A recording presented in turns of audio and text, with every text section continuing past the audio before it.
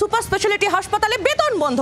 4 মাস ধরে বেতন বন্ধ অস্থায়ী স্বাস্থ্যকর্মীদের। গতকাল থেকে চলছে অস্থায়ী কর্মীদের কর্মবিরতি। স্বাস্থ্যকর্মীদের কর্মবিরতিতে শিকে উঠেছে পরিষেবা। কর্তৃপক্ষকে জানিয়েও কোনো লাভ হয়নি বলে অভিযোগ। পুরুলিয়ার হাসপাতালের এই পরিস্থিতি। গত 4 মাস ধরে বন্ধ বেতন, অস্থায়ী স্বাস্থ্যকর্মীদের বেতন বন্ধ।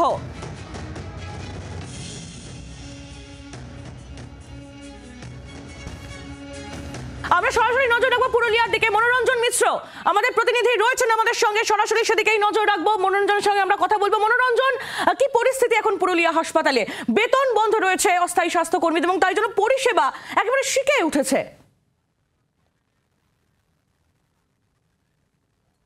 দেখো আহলি, পুরুলিয়া রঘুনাথপুর সুপার স্পেশালিটি হাসপাতাল যেখানে রয়েছে সেখানে প্রায় 26 জন অস্থায়ী স্বাস্থ্যকর্মী তারা গতকাল থেকে অনির্দিষ্টকালের জন্য কর্মবিরতিতে সামিল হয়েছে। তাদের একটাই দাবি, যেটা হচ্ছে যে 4 মাসের বকেয়া বেতন মেটানো হোক। তাদের যেটা অভিযোগ রয়েছে যে এই সুপার স্পেশালিটি হাসপাতাল তৈরি হওয়ার পর থেকে কেউ 26 বছর, কেউ 25 বছর, আবার কেউ বছরের পর বছর ধরে এভাবে অস্থায়ী স্বাস্থ্যকর্মীর সঙ্গে যুক্ত রয়েছেন, স্বাস্থ্য কাজে যুক্ত রয়েছেন। তারা হাসপাতালের সমস্ত দায়িত্ব সামলাচ্ছেন, অথচ এতদিন ঠিকঠাক চললেও গত 4 মাস ধরে কিন্তু তারা ঠিকমতো বেতন পাচ্ছে না। 4 মাস ধরে বেতন একেবারেই বন্ধ রয়েছে। পাশাপাশি অন্যান্য যে সুযোগ সুবিধাগুলো রয়েছে, পিএফ ফান্ড থেকে শুরু করে অন্যান্য সুযোগ সুবিধা, সেগুলো তারা পাচ্ছেন না। একই সঙ্গে বেতন বৈষম্য রয়েছে, এমনটা কিন্তু তারা অভিযোগ তুলছেন। বিষয়টি নিয়ে বারবার রঘুনাথপুর সুপার স্পেশালিটি হাসপাতাল কর্তৃপক্ষকে জানানো হলেও কোনো সদুত্তর না মেলায়, কোনো সমাধান না হয় এবার তারা অনির্দিষ্টকালের জন্য কর্মবিরতিতে সামিল হয়েছেন। এর ফলে গতকাল থেকে তারা কর্মবিরতিতে সামিল হয়েছেন।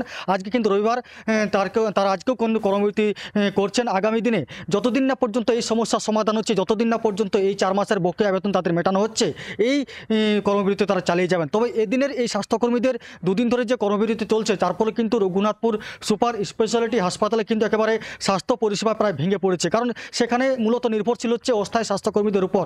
কিন্তু সেই স্বাস্থ্যকর্মীরাই আজকে এই কর্মবিরতিতে সামিল হয়েছেন। গতকাল থেকে তারা কর্মবিরতি করছেন, যার ফলে কিন্তু মানুষ সমস্যায় পড়ছেন। যারা কিন্তু হাসপাতালের উপর নির্ভরশীল, দূর দূরান্ত থেকে যারা রঘুনাথপুর সুপার স্পেশালিটি হাসপাতালে যাচ্ছেন তারা কিন্তু ভীষণ সমস্যায় পড়ছেন।